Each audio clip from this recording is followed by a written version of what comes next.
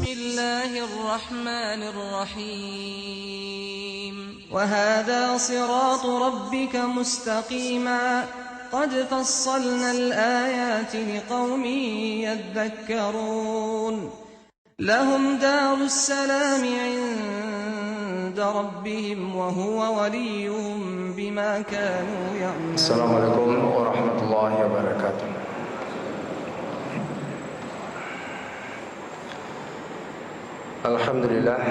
Alhamdulillahilladzi nahmaduhu wa nasta'inu wa nastaghfiruh wa natubu ilaih wa na'udzu billahi min syururi anfusina min sayyiati a'malina may yahdihillahu fala mudilla lahu wa may yudlil fala hadiyalah. Assalatu wassalamu ala nabiyyina wa habibina wa qudwatina Muhammadin sallallahu alaihi wasallam wa ala alihi wa sahbihi ajma'in wa man tabi'ahum bi ihsanin ila yaumiddin. Alhamdulillah, pada subuh ini kita bersyukur pada Allah Subhanahu wa taala kembali diberikan nikmat ibadah dan nikmat bertauhid sebagai seorang muslim pada Allah Subhanahu wa taala. Dan mudah-mudahan Allah selalu memberikan kita kenikmatan yang besar ini sampai akhir hayat kita. Sebagaimana dikatakan Allah Subhanahu wa taala, wa'bud rabbaka hatta ya'tiyakal yaqin. Beribadahlah pada Rabbmu sampai datang hari kematian. Para jemaah yang berbahagia, pada subuh ini kita akan membahas tentang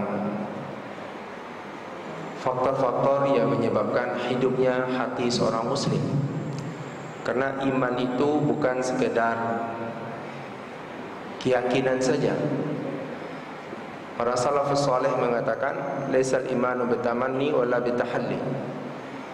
Iman bukan dengan cuman berencana banyak atau berbaik sangka saja, atau menghayalkan perbuatan-perbuatan yang baik tapi tidak pernah terwujud. Karena iman itu adalah sesuatu yang menancap terhujam di dalam hati, wa yusaddiquhul amal, dan dibenarkan oleh amal perbuatan. Dengan tingginya kesibukan era milenium ini, dan kita tanpa sadar kadang-kadang waktu kita terkuras dan tenaga kita juga habis oleh kesibukan hari-hari. Makanya para ulama juga mengingatkan sebab-sebab yang membuat hidupnya hati seorang mukmin yang beriman pada Allah Subhanahu wa taala. Sehingga pada satu ungkapan seorang salafus saleh mengatakan, ajaban linnas yabkuna ala mauti ajsadihim. Alangkah mengherankannya banyak orang yang menangis kematian jasad mereka. Jadi waktu orang meninggal banyak orang yang sedih. Wala yabkuna ala man mata qalbuhu wa ashad. Tapi dia tidak pernah menangis di waktu yang meninggal tersebut adalah hatinya, dan itu lebih dahsyat. Karena kalau orang meninggal tapi hatinya hidup bersama Allah Subhanahu wa taala, itu adalah husnul khatimah, akhir yang baik. Makanya justru itu ada beberapa amal atau kegiatan yang selalu dianjurkan oleh para salafus saleh dan ulama kita adalah yang menghidupkan hati. Itu ada beberapa hal, dan kita akan membahas dengan detail yang berkaitan dengan faktor yang pertama, yaitu zikrullah azza wa jal, berzikir pada Allah Subhanahu wa taala. Yang kedua, tilawatul Quran. Yang ketiga adalah istighfar. Jadi istighfar khusus disebutkan, walaupun itu bagian dari berzikir. Yang keempat, ad-du'a, berdoa. Yang kelima, berselawat pada Nabi Muhammad SAW. Dan yang keenam, qiyamul lail. Kita akan membahas yang bagian pertama, zikrullah azza wa jalla wa tilawatul Quran, yang berkaitan dengan berzikir pada Allah Subhanahu wa taala.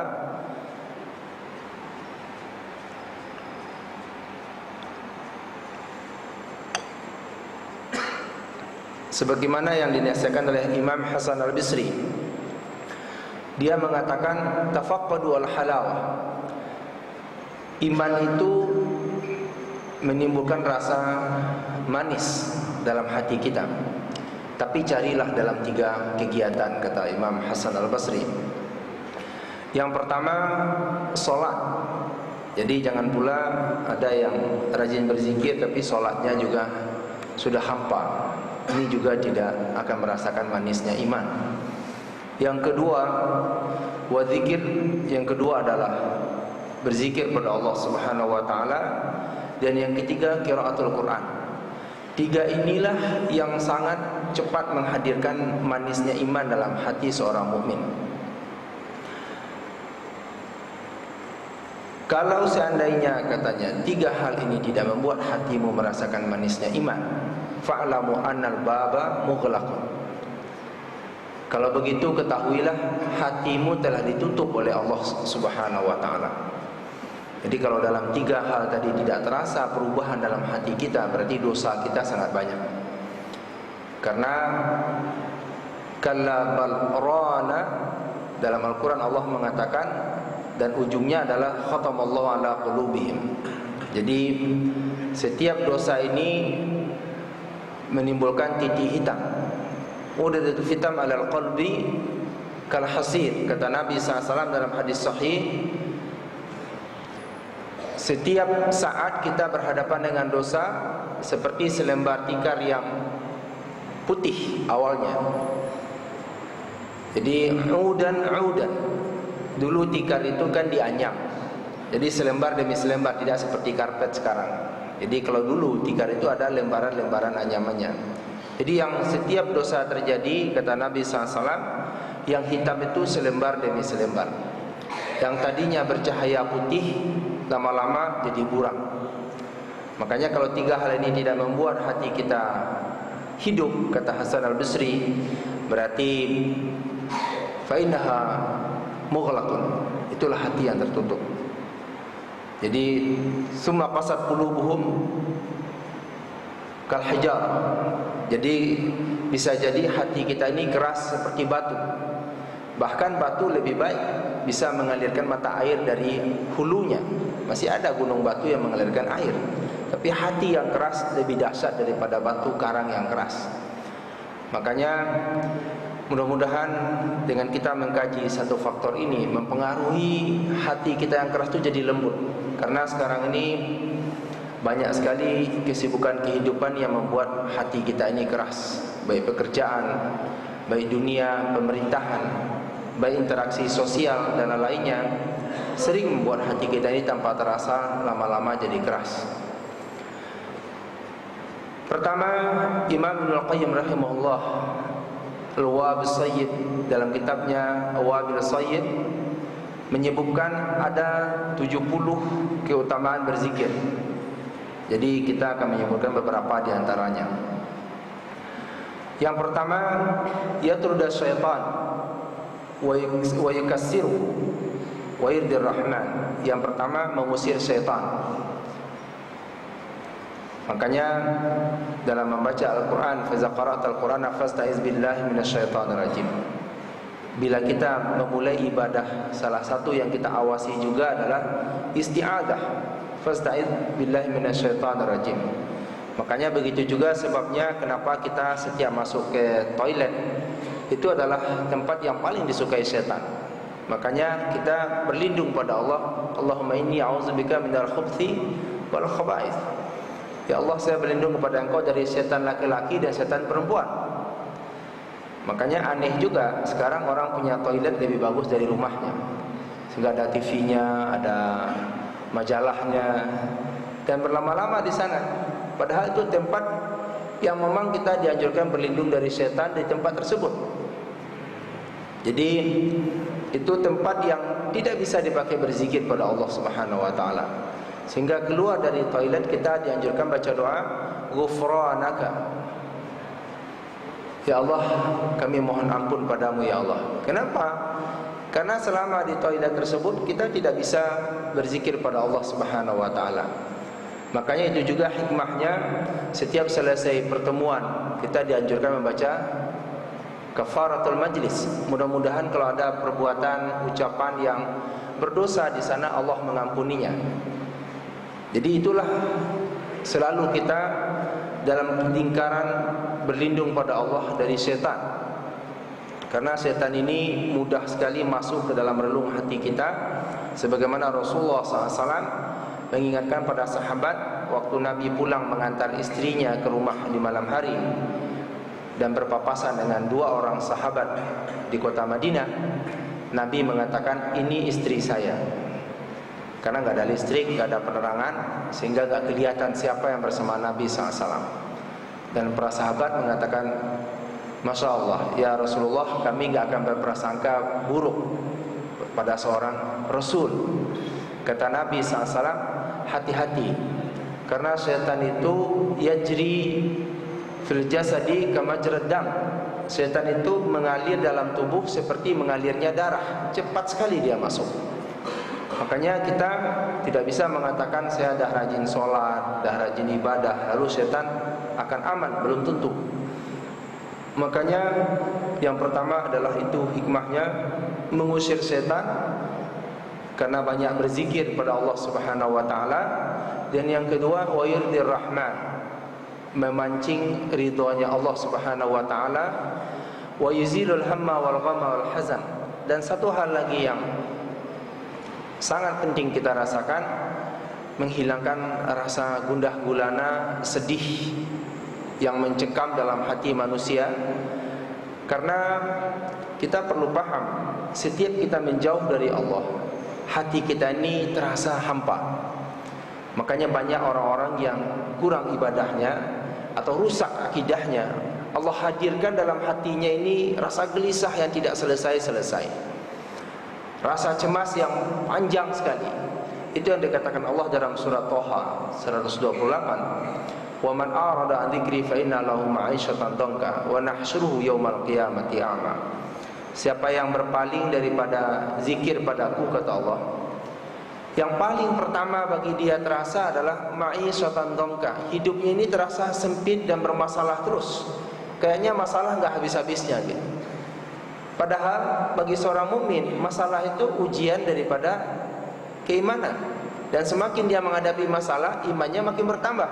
Tapi dikala kita jauh dari Allah Subhanahu wa taala dan jarang berzikir, terasa masalah itu membuat kehidupan kita mencekam gitu. Kehidupan ini rasanya mencengkram dirinya. Jadi berbeda perasaan di hati ini sebetulnya, bukan pada masalahnya. Jadi itu yang disebut yang pertama oleh Ibnu Al-Qayyim, yuzilul hamma wal ghamma wal hazan. Jadi setiap kita selesai sholat terasa hati itu bahagia. Setiap selesai baca Al-Quran, hati itu terasa lapang. Inilah kenikmatan pertama dari ibadah. Yang kedua adalah, kata Ibnu Al-Qayyim, yuqawwil qalba wal badan, menguatkan hati dan badan. Fisik kita pun terasa ringan gitu, terasa penuh dengan kekuatan kalau kita habis ibadah dan berzikir pada Allah Subhanahu wa taala. Jadi kalau seandainya kita merasa banyak kurang semangat dan segala macam, itu justru diatasi dengan banyak berzikir pada Allah Subhanahu wa taala. Alladzina yadhkurunallaha qiyaman wa qu'udan wa 'ala junubihim. Orang yang selalu berzikir dalam segala posisi, baik dalam keadaan berdiri, duduk, dan berbaring, semuanya tidak lepas sering berzikir pada Allah Subhanahu wa taala. Sehingga kata Ibnu Qayyim, wa yunawwirul wajha wal qalba wa yajlibur rizqa. Dan orang yang seperti ini, di samping badannya terasa lebih rajin, lebih sehat, lebih kuat, memberi cahaya pada wajah dan kemudian cahaya dalam hati, dan yang paling penting juga memancing bertambahnya rezeki dari Allah Subhanahu wa taala. Nah, itulah yang dikatakan Allah Subhanahu wa taala dalam Al-Qur'an, "Lau anna ahlal qura amanu wa taqaw la fatahna 'alaihim barakatin minas sama'i wal ard." Kalau seandainya penduduk suatu negeri ini bertambah berimannya, amanu wa taqaw, dan sampai pada derajat takwa. Takwa ini orang yang memang tingkat zikirnya semakin tinggi pada Allah, dan takut berbuat maksiatnya semakin bertambah pada Allah Subhanahu wa taala. Seperti yang dikatakan sahabat pada kalangan tabi'in, generasi setelah mereka, perbedaan kami sahabat dengan kalian adalah, katanya, kami menganggap dosa-dosa kecil itu seperti dosa besar, dan kami takut sekali dikala terlanjur melakukannya, seperti orang yang berjalan di bawah gunung yang mau rubuh. Begitu khawatirnya. Tapi katanya, saya lihat hari ini kalian melakukan dosa yang besar seperti kecil-kecil saja. Itu yang sangat berbeda ternyata. Dan itu satu generasi setelah sahabat. Bayangkan kalau sahabat lihat hari ini, mungkin pingsan langsung, kemudian nggak bisa komentar lagi.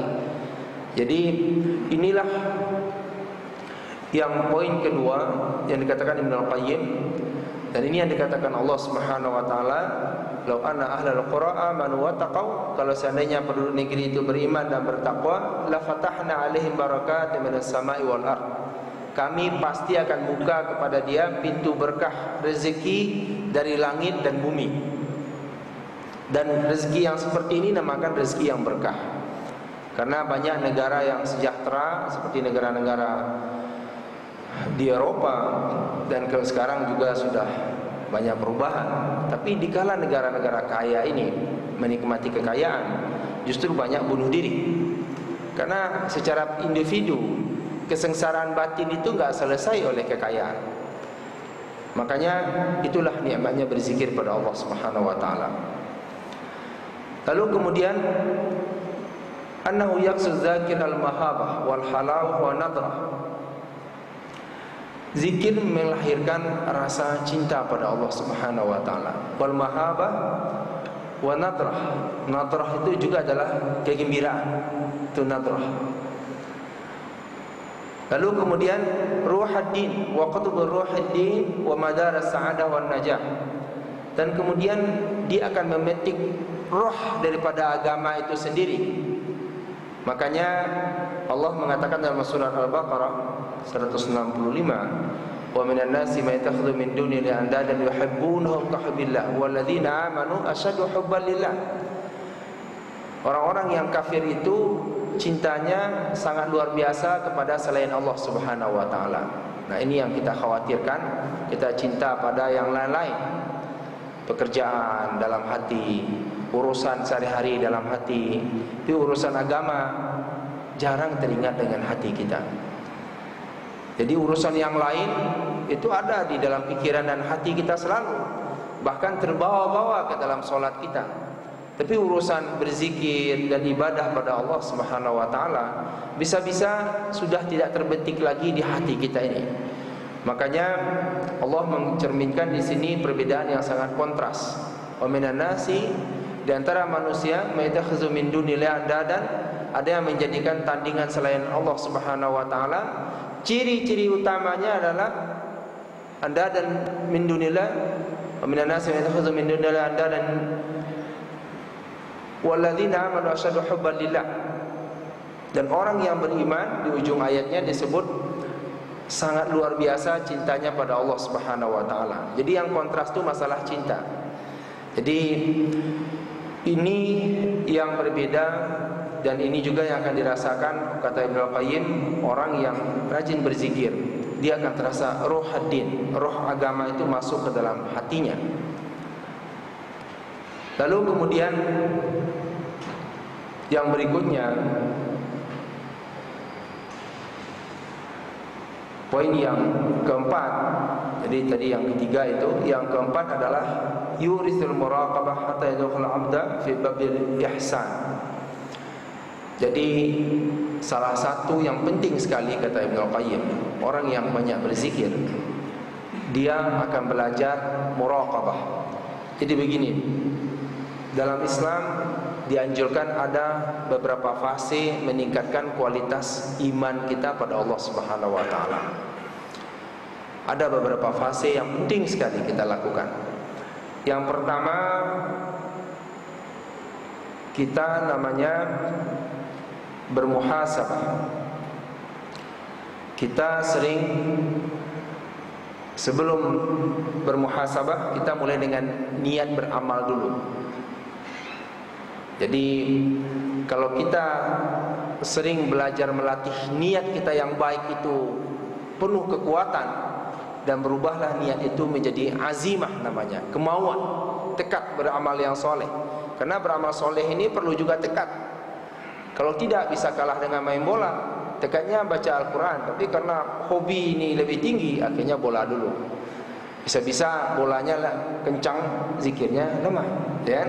Bola sepanjang malam, zikir gak kuat lagi. Nah ini masalah tekad ini. Jadi jangan kalah. Al-khatar, kata Ibnu Al-Qayyim, jadi di pikiran kita ini ada lintasan-lintasan, bermacam rencana sekilas lah, kurang lebih kayak lintasan berita. Nah lintasan-lintasan ini belum berubah menjadi sebuah niat. Nah di waktu ada lintasan yang maksiat, kita cepat lawan, usir dari pertama, dan kuatkan niat untuk berbuat yang baik. Nah kalau niat yang kuat tekadnya berubah menjadi azimah. Makanya Allah memberikan sebuah tuntunan, fa iza azamta fatawakkal 'ala Allah. Kalau sudah menjadi kemauan yang kuat, tingkatkan dengan tawakal pada Allah Subhanahu wa taala. Jadi apapun yang menjadi tantangan, kita jadikan Allah sandaran kita, supaya niat beribadah ini jangan kalah oleh yang lain.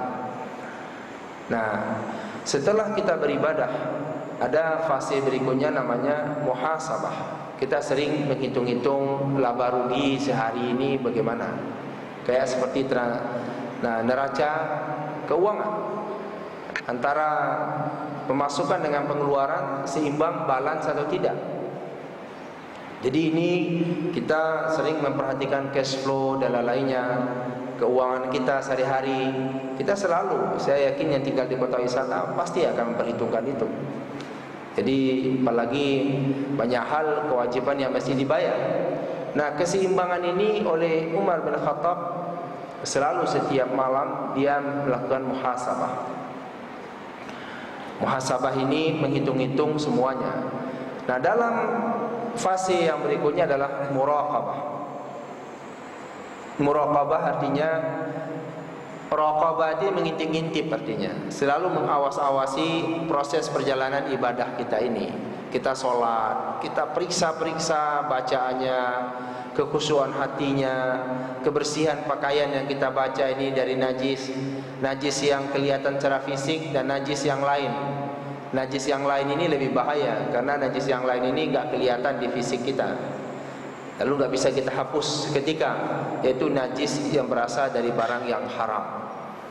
Ini najis yang lebih bahaya. Jadi ini namanya muraqabah. Kita periksa-periksa setiap proses ibadah ini di mana kelemahannya. Jadi kita selalu monitoring, ya kan, dalam kegiatan usaha sehari-hari kita monitor, dagangkah, usaha di perusahaan, pasti kita monitor. Itu namanya muraqabah. Dalam ibadah itu namanya muraqabah.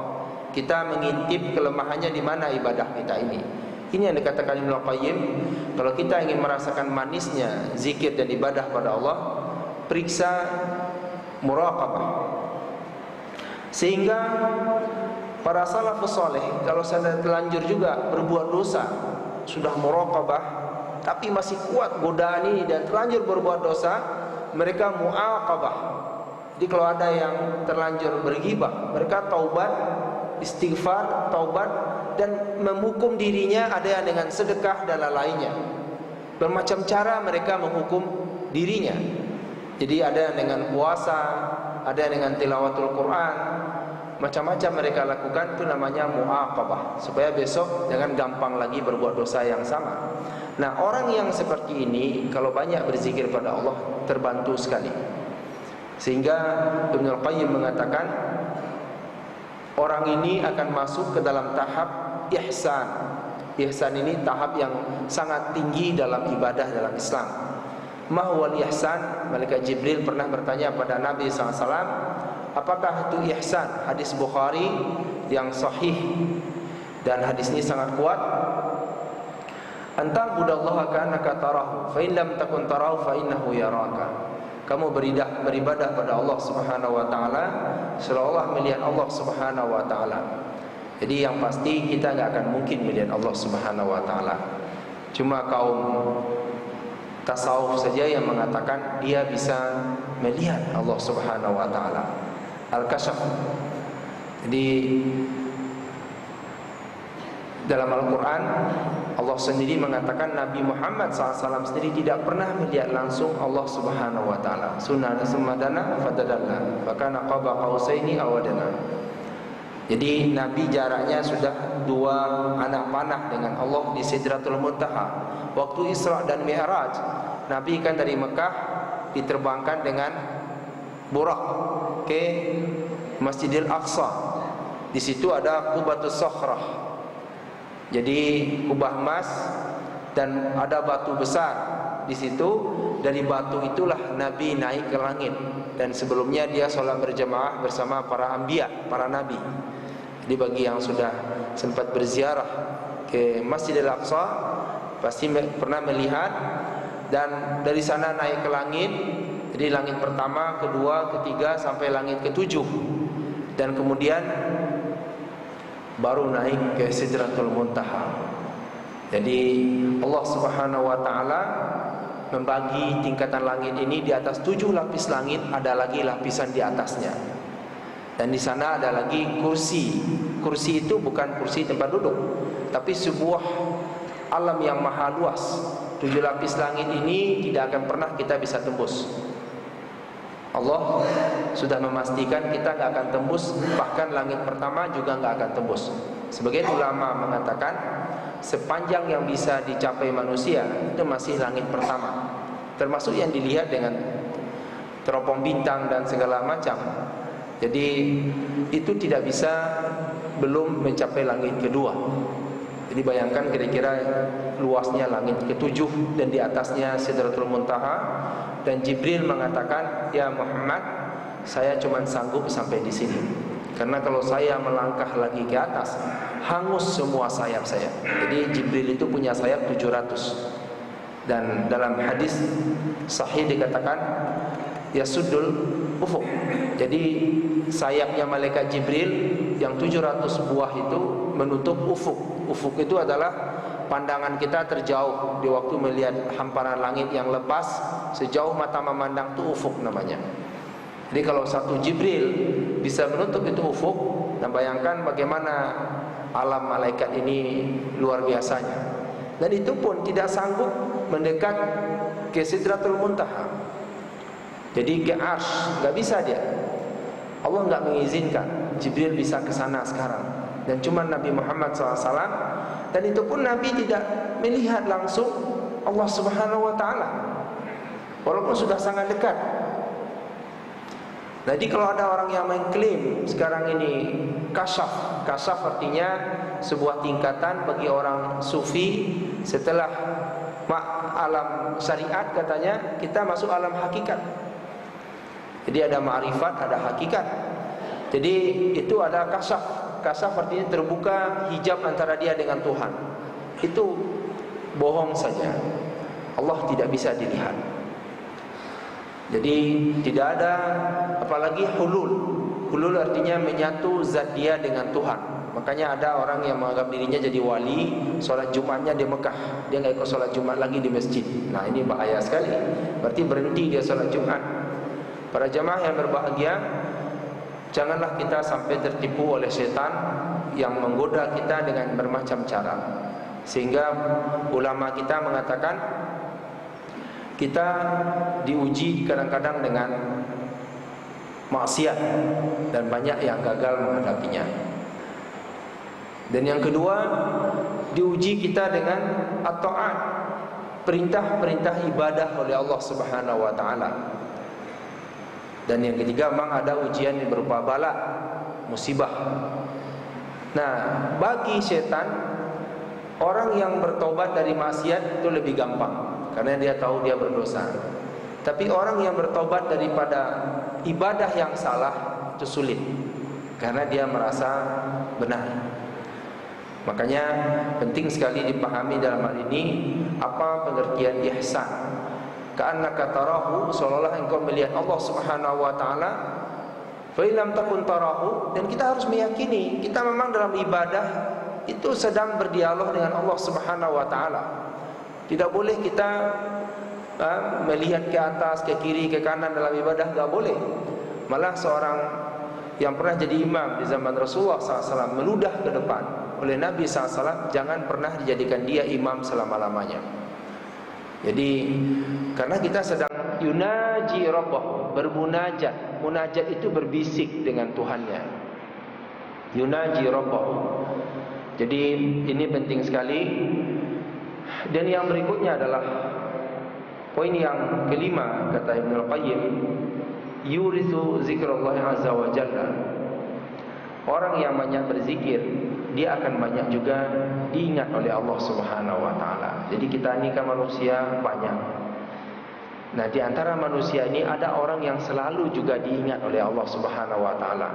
Orang yang sering menyebut Allah, Allah sering sebut-sebut nama dia. Itu yang disebut dalam Al-Qur'an dalam surah Al-Baqarah 152, fazkuruni azkurkum. Seringlah mengingat saya akan ingat kamu. Dan hadis qudsi mengatakan dalam hadis yang sahih dari Rasulullah SAW, hadis Bukhari, fa in dzakarani fi nafsihi zakartuhu fi nafsi. Jadi kata Allah, kalau seorang hamba menyebut saya dalam dirinya, berzikir dalam hati kita, dalam hati kita berzikir pada Allah Subhanahu wa taala, zakartuhu fi nafsi, saya akan mengingat dia dalam diriku. Wa in zakarni fi malain zakartuhu fi malain khairin minhum. Hadis ini hadis sahih dari Imam Bukhari. Kalau dia menyebut saya di antara orang banyak, saya akan menyebut dia di hadapan orang yang banyak yang lebih baik daripada mereka. Jadi maksudnya Allah akan membangga-banggakan kita di hadapan para malaikat. Makanya kata Rasulullah SAW, betapa banyak di muka bumi orang yang tidak dikenal penduduk ahli bumi, enggak populer di bumi ini, tapi populer di langit. Itu yang dahsyat sekali. Makanya sebagian sahabat mengatakan, biarlah saya populer di langit, tapi enggak populer di sini. Jadi kita jangan tertipu. Sekarang ini kan zaman demokrasi. Jadi banyak orang berlomba populer supaya terpilih jadi pejabat tertentu, ya. Nah, memang kadang-kadang banyak orang soleh juga populer seperti Imam Syafi'i, Imam Ahmad. Dia soleh, ulama besar dan populer, tapi bukan karena mencari popularitas tadi. Nah, inilah dikatakan Allah Subhanahu wa taala, salah satu buah daripada berzikir pada Allah, Allah akan sering ingat kita. Makanya kata Nabi SAW, kalau kamu ingin diperhatikan oleh Allah, ta'araf ilallahi firrakhai ya'rifka fi syiddah. Kata Nabi SAW, sering-seringlah berkenalan pada Allah di waktu senang, di waktu kita tidak sakit, di waktu kita rezeki melancar. Di situ kita tambah dekat dengan Allah Subhanahu wa taala. Itu yang dimaksud firrakhai. Di waktu lapang kita kenal dan dekat dengan Allah dengan banyak berzikir, banyak bersedekah, banyak beribadah. Itu firrakhai. Karena kalau di dalam keadaan susah, pasti kita mencari Allah Subhanahu wa taala. Orang yang mau tenggelam di lautan pasti menangis berdoa. Orang yang lagi sakit pasti banyak berdoa. Makanya supaya doa di waktu susah itu didengar oleh Allah Subhanahu wa taala, Nabi SAW mengatakan syaratnya di waktu senang dan lapang ini sering kita mendekatkan diri pada Allah. Ta'arraf, berkenalanlah dengan Allah di waktu lapang, kata Nabi SAW. Ya'rifka fi syiddah, Allah akan cepat mengenalmu di dalam keadaan susah. Lalu kemudian Syekhul Islam Ibnu Taimiyah mengatakan yurathu hayatal qalbi. Nah, salah satu hikmah yang keenam berzikir pada Allah Subhanahu wa taala, hidup hati kita ini, bergairah dia, bersemangat dia. Sehingga adzikru lil qalbi kal ma'i lis samaki. Apa kata Ibnu Taimiyah? Zikir itu bagi hati seperti ikan bagi air. Jadi kalau ikan tidak lagi berenang dalam airnya, bayangkan menggelepar-gelepar menuju kematiannya. Itulah hati yang sudah jarang berzikir pada Allah Subhanahu wa taala. Fa kaifa yakunu halu samaki idza faraqal ma'? Bagaimana gerangan kondisi ikan kalau sudah berpisah dengan airnya? pasti gelisah dan menggelepar menuju nafas-nafas terakhirnya. Jadi yang ketujuh adalah yurisu jalal qalbi sadaha wa kullu sa'in sada wa sadal qalbi al-ghaflah wal hawa. Jadi Allah Subhanahu wa taala membagi hati ini, dan hati kita seperti yang dikatakan tadi, setiap berhadapan dengan fitnah atau maksiat, dan hari ini alangkah banyaknya maksiat di sekitar kita, dan lama-lama berkarat hati ini. Itu soda namanya, berkarat. Karat-karat hati ini dihapus sedikit demi sedikit dengan banyak berzikir Allah pada Allah Subhanahu wa taala. Makanya hati yang banyak karatnya adalah namanya hati yang ghaflah wal hawa. Jadi apa yang diungkapkan oleh Umar bin Abdul Aziz? Wa nahan nafsa anil hawa. Ayat Al-Quran yang Allah mengatakan di sana, dan menahan diri daripada hawa nafsu, itu hawa. Kenapa dia sebut ayat ini? Ceritanya begini. Istrinya Fatimah, dia punya anak cukup banyak dari Fatimah, dan Fatimah ini anak dari seorang raja dan saudara dari 4 raja. Bayangkan kedudukan Fatimah. Jadi dia kaya raya sekali, dan dia punya budak banyak, dan salah satu budaknya ini cantik sekali, dan budak boleh dinikahi. Tapi budak ini kepunyaan istrinya. Jadi akhirnya tidak bisa dia nikahi. Setelah dia jadi khalifah Umar bin Abdul Aziz, istrinya mengatakan, ini luar biasa. Wahai suamiku, saya merdekakan budak ini, silakan engkau nikahi. Jadi bukan dimerdekakan, saya hibahkan budak ini kepada engkau.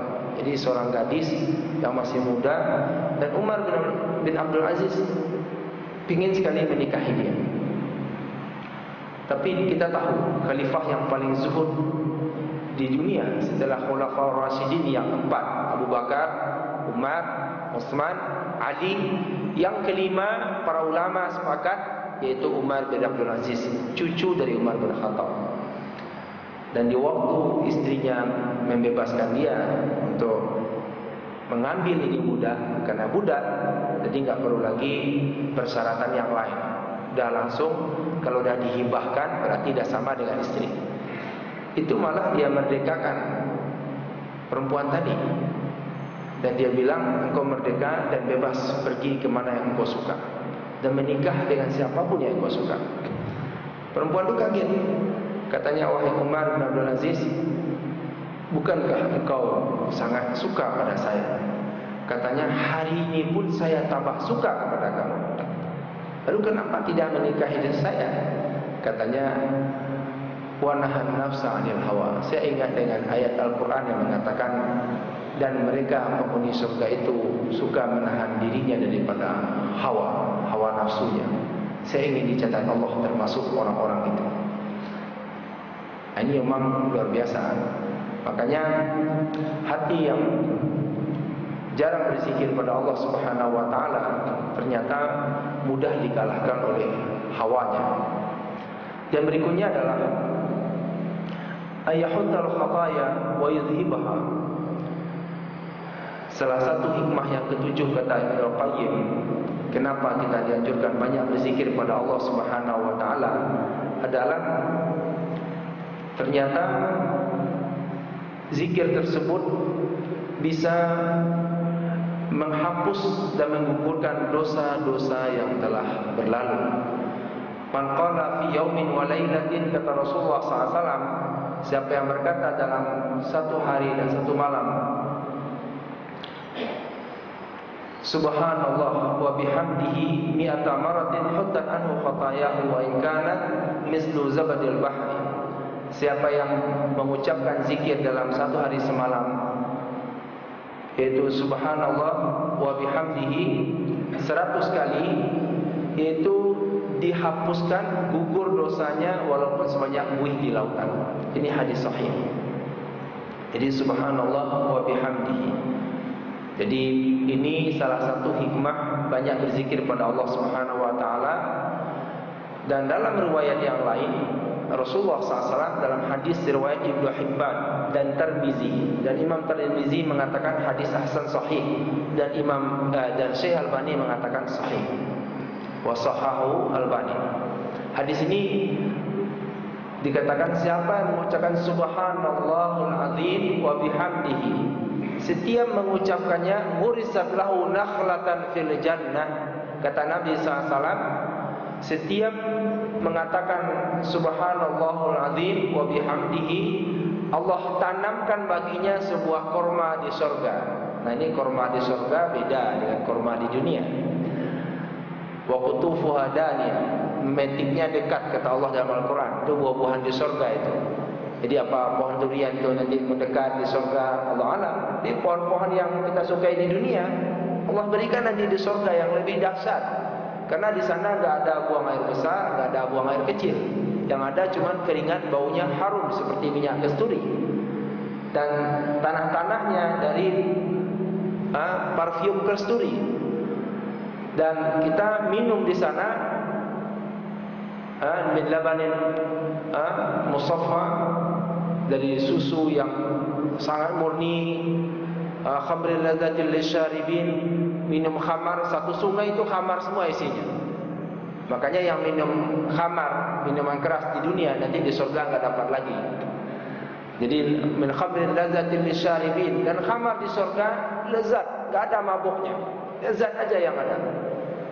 Jadi, nah ini setiap kita mengucapkan subhanallahul azim wa bihamdihi, dalam hadis riwayat Ibnu Hibban, Tirmizi, dan Imam Tirmizi mengatakan hadis hasan sahih, dan berarti ala syarti Muslim wa wafaqahu Dzahabi, dan Imam Dzahabi setuju dengan syarat tersebut.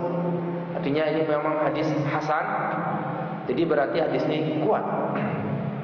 Dan di situ dikatakan setiap kita berzikir subhanallahul azim wa bihamdihi. Jadi beda sedikit dengan yang tadi. Kalau yang tadi subhanallah wa bihamdihi 100 kali, itu dihapus kesalahan kita walaupun sebanyak buih di lautan. Nah, ini tentu berbeda kalau dosa besar. Dosa besar harus taubat nasuha. Jadi orang berzina dan lainnya, nah, itu dosa besar itu. Membunuh itu dosa besar, itu taubat nasuha. Yang kecil-kecil bisa dibantu dengan ibadah yang istighfar dan ibadah zikir-zikir pada Allah Subhanahu wa taala. Dan kita harus yakin kalau Nabi SAW mengatakan setiap subhanallahul azim wa bihamdihi urisat lahu nakhlatan fil jannah, Allah tanamkan korma di surga, kita harus yakin seperti itulah kejadiannya. Jadi luar biasa. Lalu kemudian zikir, kata Ibnu Qayyim dalam yang poin ke-8 adalah menyebabkan orang ini memancing rahmat yang banyak dari Allah Subhanahu wa taala. Seperti yang dikatakan dalam hadis sahih oleh Rasulullah SAW, wa majtama'a qaumun fi baitin min buyutillah yatluna kitaballahi wa tadarrasunahu bainahum illa nazalat alaihim as-sakinah wa ghasyiyatuhum rahmah wa hafathumul malaikah wa zakarahum Allah fi man indah.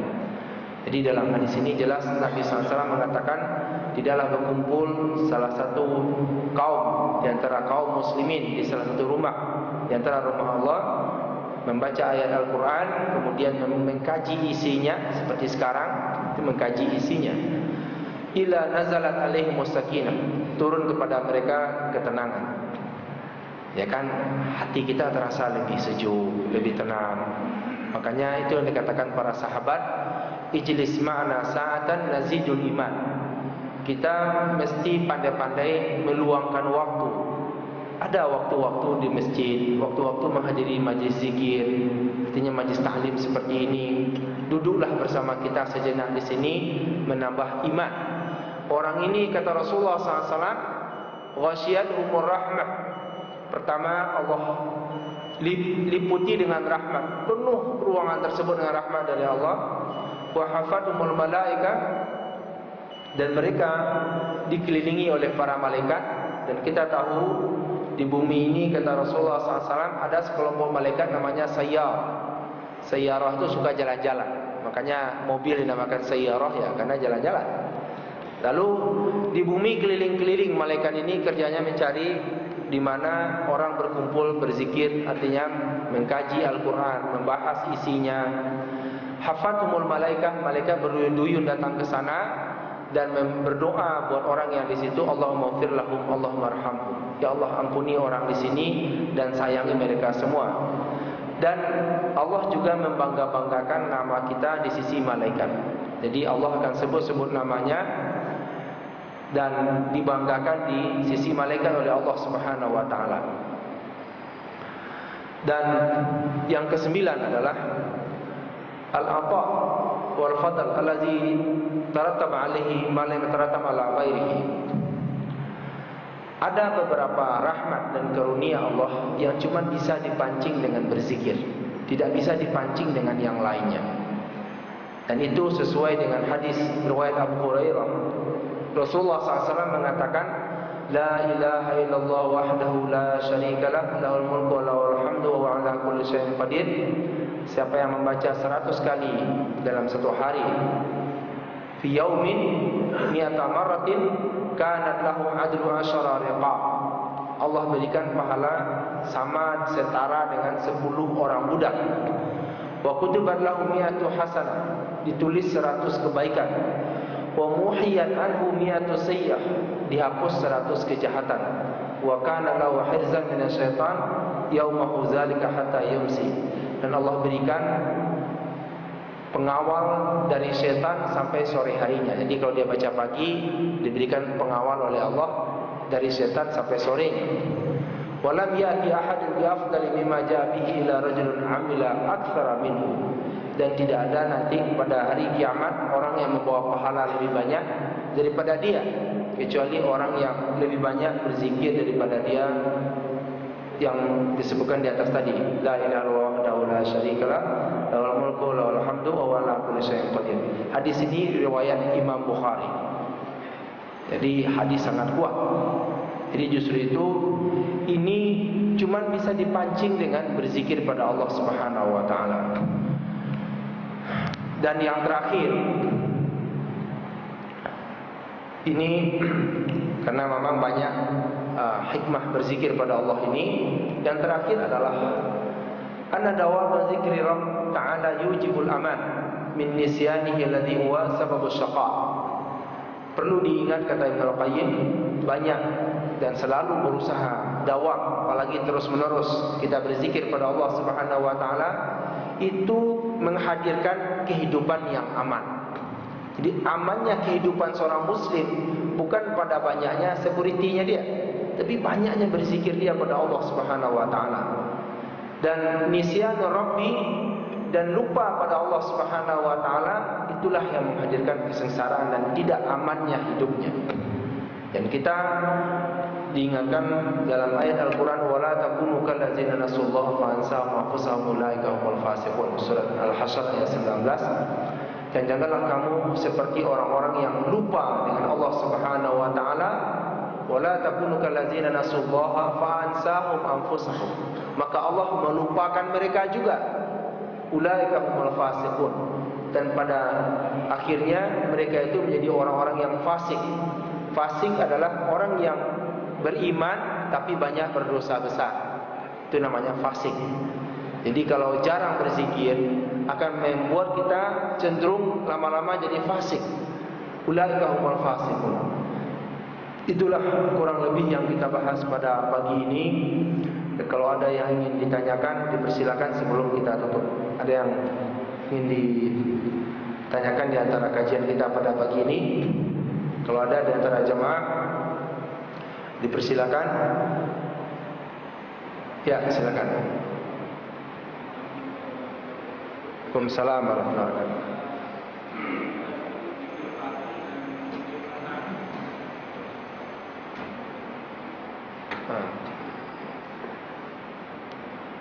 Ada zikir pagi dan zikir petang. Ya, ini memang seperti yang dikatakan tadi, salah satunya yang kita sebut tadi ya. Siapa yang di waktu paginya menyebut la ilaha illallah wahdahu la syarikalah, lahul mulku wa lahul hamdu wa ala kulli syai'in qadir 100 kali. Bukan satu kali saja, tapi 100 kali. Hadis riwayat Imam Bukhari, Allah berikan pengawal dari malaikat daripada gangguan setan dari pagi sampai sore. Nah, kalau kita baca sore, diberikan lagi oleh Allah pengawalan dari sore sampai pagi. Nah, ini memang salah satu zikir pagi dan sore. Jadi itu yang dikatakan bil ghuduwi wal asar. Berzikir pada Allah di waktu ghuduwi wal asar, di waktu pagi dan sore. Jadi ini salah satu memang yang dianjurkan oleh Rasulullah SAW dan juga oleh Allah Subhanahu Wa Taala, sebagaimana yang dikatakan tadi, alladzina yazkuruna Allah qiyaman wa qu'udan ala junubihim yatafakkaruna fi khalqis samawati wal ardh. Banyak berzikir pada Allah Subhanahu Wa Taala selain di inda duburi kulli salat, selain di setiap selesai salat 5 waktu. Salah satu yang sangat dianjurkan juga oleh Rasulullah SAW adalah zikir pagi dan sore. Dan itu cukup banyak sekarang tuntunan-tuntunan berzikir tentang pagi dan sore. Jadi silakan dibaca tuntunan-tuntunan tersebut. Ada yang membuatnya sangat sudah diperiksa tentang hadis-hadisnya, tapi ada juga yang membuatnya sedikit kelonggaran karena ada beberapa keterangan untuk amal-amal soleh tertentu apabila sesuai dengan anjuran kaidah dasar dalam ibadah dalam Islam, bisa kita juga tambah dengan zikir-zikir yang kita inginkan juga. Jadi di samping kita menyebut zikir tersebut, boleh memohon doa-doa kita juga. Ada yang berdoa ingin punya keturunan barangkali, ada yang berdoa yang lain-lain, silakan. Jadi, tapi salah satunya zikir pagi itu adalah setelah sholat subuh, zikir sore setelah sholat asar. Nah, kalau tidak bisa setelah sholat asar, bisa kita ganti di waktu yang lain. Dan yang paling disukai adalah adwa muha. Jadi kalau kita membiasakan diri zikir, usahakanlah dijaga waktunya. Jadi artinya sunat rawatib kita jaga, zikir habis sholat 5 waktu, dan sekarang sangat bagus sekali kalau kita jaga juga zikir pagi dan sore ini. Karena ibadah yang paling bagus yang selalu continue, bukan sekali-sekali banyak lalu setelah itu tidak ada sama sekali. Jadi itulah kurang lebih berkaitan dengan zikir pagi dan sore. Jadi kalau tidak ada lagi yang ingin ditanyakan mengenai masalah ini, mudah-mudahan Allah Subhanahu Wa Taala memberi kita kekuatan. Ya, silakan. Kalau berzikir jadi yang paling lebih utama itu la ilaha illallah dibandingkan dengan tasbih.